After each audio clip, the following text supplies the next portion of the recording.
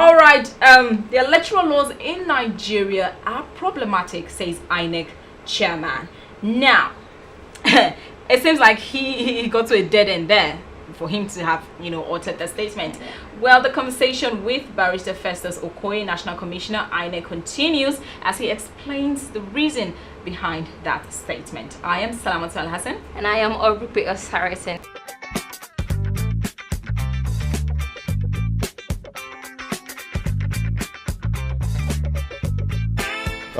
I represented the chairman of the Independent National Electoral Commission at the 12th Delegates Conference of the State's Independent Electoral Commissions. And I presented an official position paper on behalf of the chairman of the Independent National Electoral Commission. Now, the position of the commission is this. The Section 285 of the Constitution of the Federal Republic of Nigeria, as amended, provides timelines for the disposal of all pre-election matters. Pre-election matters are issues dealing with the voters register, dealing with the conventions of political parties, dealing with party primary elections, and so on. Now, what the law says and what the Constitution says is that if any aspirant, for instance, has issues with the way party primary elections has been conducted, that particular aspirant has 14 days from the occurrence of the event to approach the Federal High Court or a State High Court to complain. And now it says that the State High Court or the Federal High Court, at the first instance, has 180 days to determine the matter. If the person is dissatisfied, the person has 14 days from the date of the delivery of the judgment to appeal.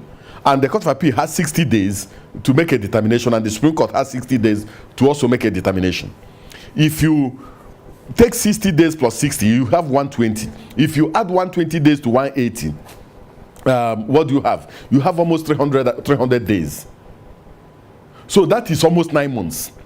The point we are making is that as of today, we are issuing certificates of return to persons who contested party primary elections, and we are unlawfully or wrongly or illegally substituted by their political parties. So most of the pre-election matters are still being determined, and that's why we are still issuing certificates of return or cancelling or undermining the ones we issued previously. Kogi and Bayelsa elections, talking about deployment of electoral materials, staff, smart card readers. What's the plan? The biggest challenge we have in our electoral process revolves around the fact that some members of the political elite are still coming to terms with one man, one vote, one woman, one vote, and one youth, one vote.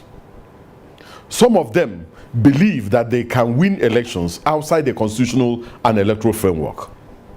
And that is why some of them move in to the states where we are going to have elections to go and corrupt our electoral officers. Some of them go and corrupt our presiding officers. Some of them go to corrupt collation officers.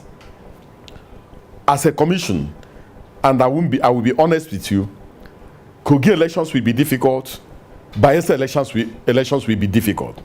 For Bayelsa, you know that the bulk of Bayelsa is riverine. And moving election materials and election personnel to these riverine areas has always been very, very problematic.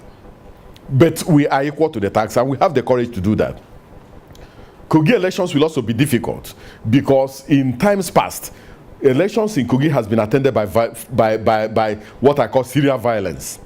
But we are equal to the task, and we believe and we are sure that we are going to conduct good elections in Kogi State.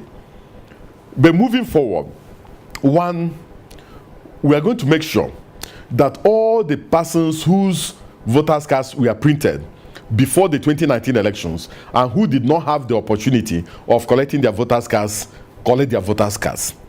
It is after we make a determination in relation to that we will determine whether we are going to do continuous voters registration for the two states where we are going to have these constitutionally ordered governorship elections. We are also going to make sure that our presiding officers are well trained. and that all our smart card readers are in place and functional before these governorship elections. And we are going to make sure that in every registration area or ward that we have adequate redundancies or spare that we can use to intervene in any place where the smart card reader is having any challenge. So we are going to accelerate our training, and we are going to make sure that all the sensitive and non-sensitive materials required for the conduct of these two elections are in place.